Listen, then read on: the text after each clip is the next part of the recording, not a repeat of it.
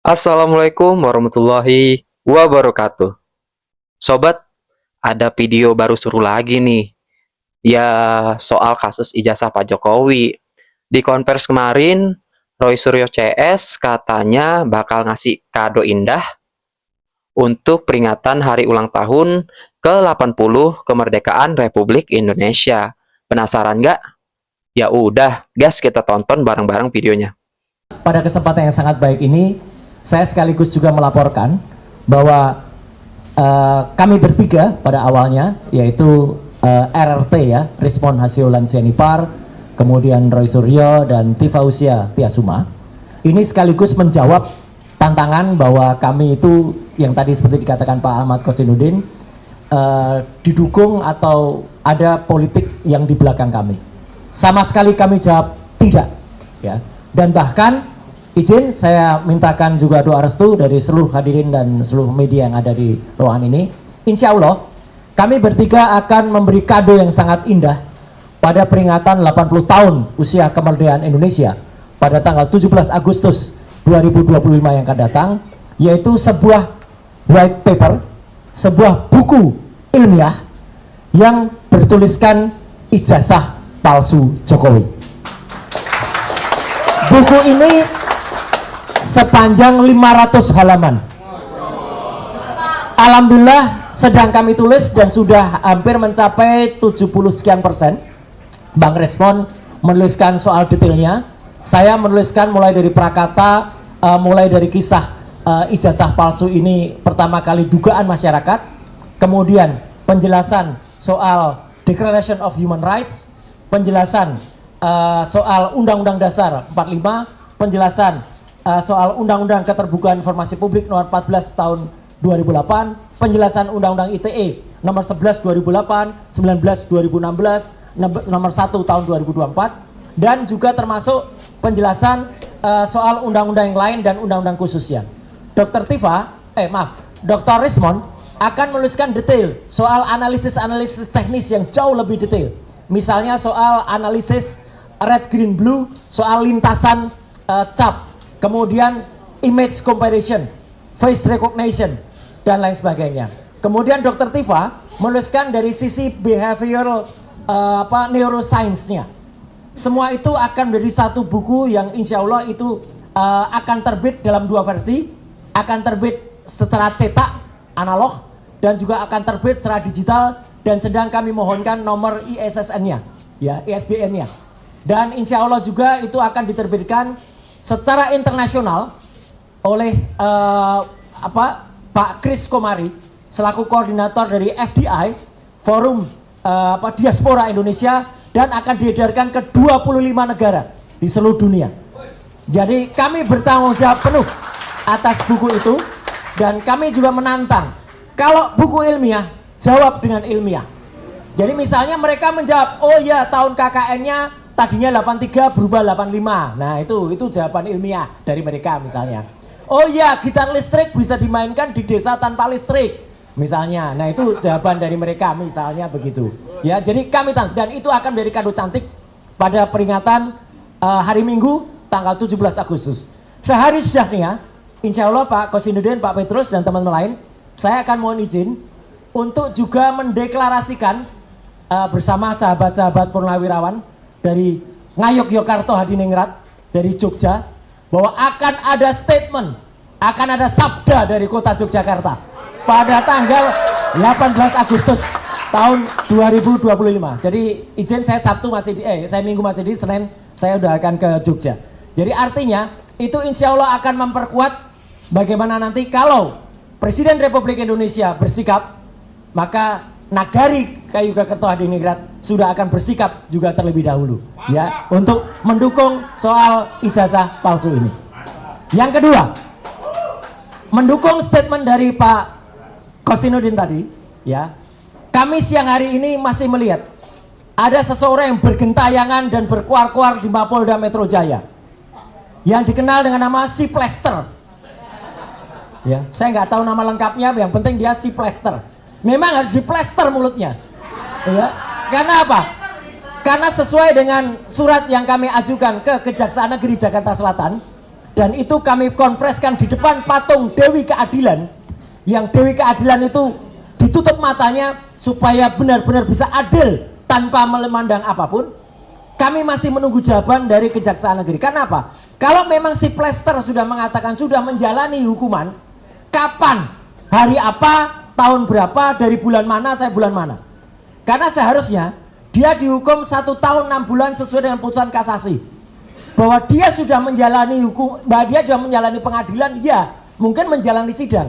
Dan bahkan Pak Yusuf Kalla, Muhammad Yusuf Kalla sangat baik maafkan mungkin. Tetapi yang jelas kita masih menunggu kapan dia dieksekusi menjalani hukuman. Makanya siang hari tadi dia koar-koar. Dulu RS ketakutan masuk menggunakan penyangga kepala. Yang mengenakan saya penyangga kepala itu rumah sakit resmi saya waktu itu. Dan itu saya pakai selama 1 bulan. Dan saya kesatria, saya masuk menjalani hukuman. Ya, bukan seperti dia yang lari dari tanggung jawab tidak menjalani hukuman. Itu lebih penting. Artinya begini teman-teman semua, izinkan kalau saya salah, bapak-bapak yang mengerti hukum, berarti semua statement dia, maupun laporan dia di Polda Metro Jaya, maupun kesaksian dia, kalau ternyata itu terjadi, dan dia harusnya masuk tahanan, maka itu tidak berlaku, tidak sah. Karena harusnya dia masuk tahanan, tapi kemudian dia masih bersaksi atau bahkan membuat kesaksian terhadap pelapor yang lain. Jadi harusnya dia dieksekusi. Itu soal si Plester. Satu lagi yang saya harus bilang mohon maaf, satu lagi yang kemarin teriak-teriak soal oh itu harus masuk penjara, yaitu orang namanya AA inisialnya, ya, yang dia kehilangan otaknya ketika digebukin di depan DPR. Ya. Dia kena, sebenarnya dia adalah TSK, tersangka kasus penistaan agama pada tahun 2015. Mohon maaf ibu-ibu dan semua umat muslim dan muslimah. Dia mengatakan, kenapa dia masuk pasal penghinaan agama? Karena dia mengatakan Nabi Muhammad bukan orang Arab. Dan dia tersangka. Tapi kemudian saya nggak tahu dia di SP3 oleh Polda Metro Jaya. Tapi sudah juga kemudian di pra-peradilan dan menang pra-peradilannya. Jadi harusnya dia dieksekusi. Tapi sampai dengan sekarang Polda Metro Jaya belum eksekusi dia. Jadi artinya status AA itu adalah tersangka dan harusnya diteruskan penyidikannya, bukan diberhentikan. Ya, itu jadi ada 2 orang yang, dan yang menarik sekali tadi karena ada YouTube-nya si Plester itu, malah justru komentar lebih banyak kepada seseorang yang bertopi, topinya dihadapkan ke belakang. Betul. Apal banget nih Mbak Menu ini sama si Pritz itu ya. Dan orang mengatakan itu orang yang di belakangnya itu yang ijazahnya dibusek capnya. Ya, dan dia secara tidak malu memalukan dirinya sendiri tampil di depan salah satu TV dan kemudian menunjukkan kalau ternyata ijazahnya masih ada capnya, bukan seperti Jokowi yang capnya dibalik pas fotonya, ya. Nah, jadi sekali lagi saya tegaskan untuk teman-teman media yang ada di sini, saya patuh dan taat dengan kesepakatan bersama.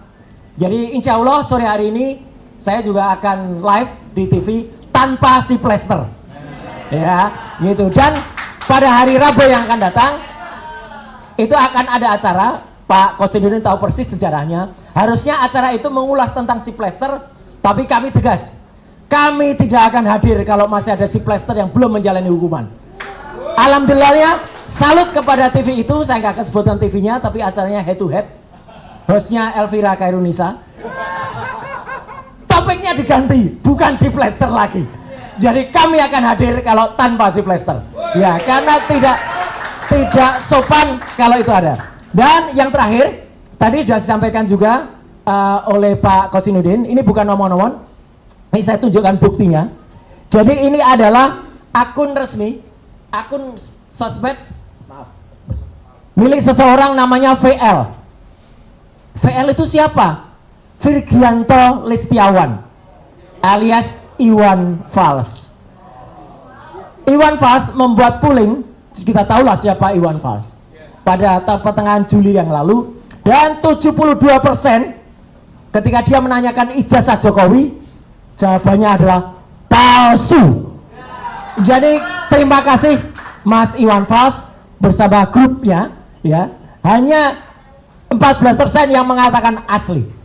Nah, jadi artinya makin banyak lagi. Selain Refri Harun, juga Irman Badan, kami sekaligus menolak atau tidak percaya kalau ada seseorang yang membuat survei-surveian, itu bukan survei tapi survei. S-U-R-P-A-Y. Survei. Kenapa survei? Soalnya sekarang orangnya lagi protes. Terima kasih kepada Presiden Prabowo yang sudah menghapus ya tantiem bonus itu. Nanti mungkin Pak Manusia Merdeka, Pak Saidido bisa menjelaskan dengan lebih detail ya. Keborosan, kemudian insya Allah uang negara, devisa negara itu akan bisa dihemat kalau komisaris-komisaris itu dihilangkan atau tidak perlu diberikan yang namanya tantiem, bonus dan lain sebagainya. Kenapa? Toh mereka juga tidak berkompeten sama sekali. Dan untuk menyambut kegembiraan itu, ya, nah, saya akan sampaikan sekaligus juga kenapa laki-laki itu suka soda, sama seperti susu. Laki-laki sama seperti susu. Ya, kalau ketemu susu menjadi gembira. Jadi kita bergembira atas keputusan Presiden Prabowo untuk menghapus ya. Bahkan kalau perlu komisaris-komisaris itu yang tidak berharga itu, cabut Pak Prabowo.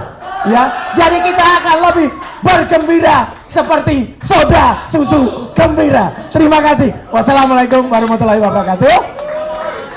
Sekian dulu video yang dapat kita tonton bareng-bareng nih. Kalian boleh banget ya kalau mau komen di kolom komentar bawah. Jangan lupa subscribe, like, komen, dan share video ini agar kalian gak ketinggalan updatean-updatean video terbaru lainnya. Sekian dulu, bye-bye.